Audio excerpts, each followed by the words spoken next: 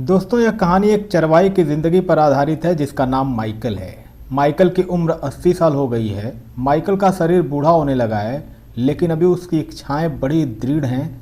वह जो बात ठान लेता है उसे पूरा करता ही करता है। दोस्तों, वो बहुत ही मेहनती इंसान है। इतनी उम्र होने के बाद भी वो बहुत काम करता है, क्योंकि 80 साल का होने के बाद भी माइकल ने अपने शरीर को ताकतवर बनाकर रखा है। माइकल का दिमाग भी बहुत तेज़ है।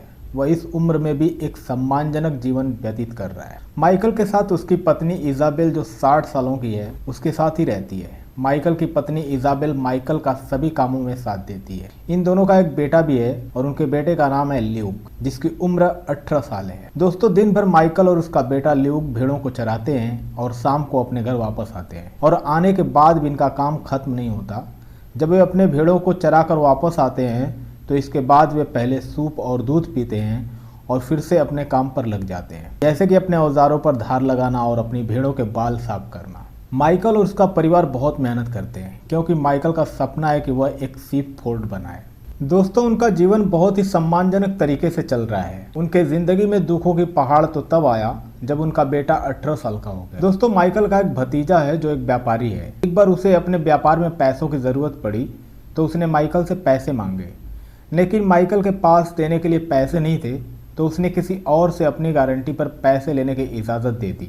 माइकल का भतीजा पैसों को टाइम पर नहीं चुका पाया, जिसकी वजह से माइकल को अपनी आधी ज़मीन का हिस्सा साहूकार को देना पड़ेगा।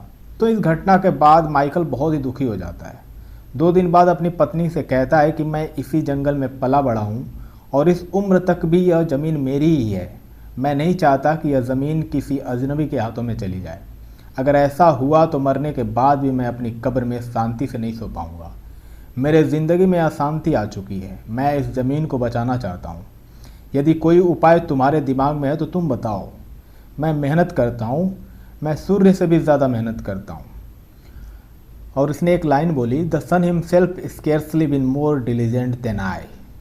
सूरज तो सुबह ही निकल जाता है और शाम को जाकर आराम से छिप जाता है, लेकिन मैं दिन भर अपनी भेड़ों को चराता हूँ और वापस आकर भी काम पर लगता हूँ। मतलब मैं दिन और रात बराबर काम करता हूँ, इसलिए मैं अपनी ज़मीन को जाने नहीं दे सकता। दोस्तों, ये दोनों आपस में बात करते हैं, तभी इजाबेल माइकल को बताती है कि इन्हीं के गांव का एक लड़का शहर चला गया था, जो एक मर्चेंट के वहाँ पर जाकर काम करने लगा था। वह अब खुद एक बहुत बड़ा व्यापारी बन गया है। तो हमारा ल्यूक भी शहर चला जाएगा और हमारे गाँव का लड़का है जो अब शहर में व्यापारी बन गया है, हमारे ल्यूक को पैसे कमाने में मदद करेगा। जैसे ही हमारी ज़मीन का कर्ज उतर जाएगा तो हम अपने बेटे ल्यूक को शहर से वापस बुला लेंगे।